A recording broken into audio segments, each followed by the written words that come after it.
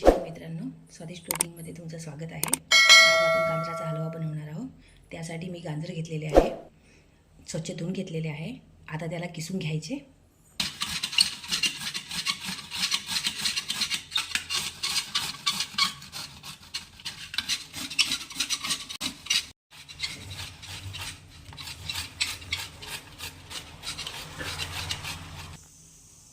गाजर किसून झालेले आहे।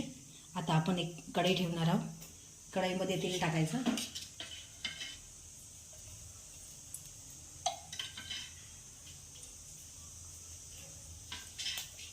तुम्ही तूप किंवा डालड्यामध्ये पण भाजू शकता, पण मी इथे तेलामध्ये भाजत आहे। तेल गरम झालेलं आहे, आता भाजून घ्यायचं।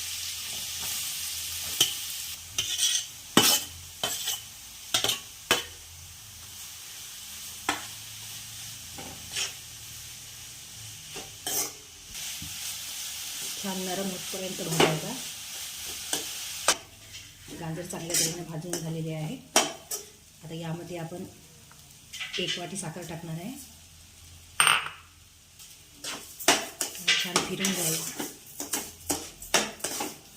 साखर विरघळेपर्यंत। साखर विरघळलेली आहे। आता आपण 1 कप दूध टाकायचं। दूध गरम केलेलं आहे। छान फिरून घ्यायचं।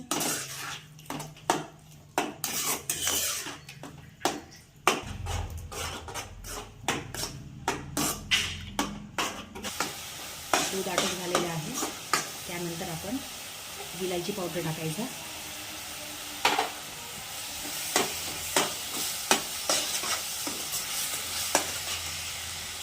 काजू टाकायचे, बदाम, किसमिस फिरवून घ्यायचं।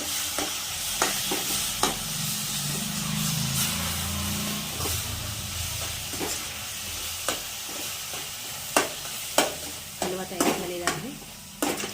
त्याला एका बाउलमध्ये काढून घ्यायचं।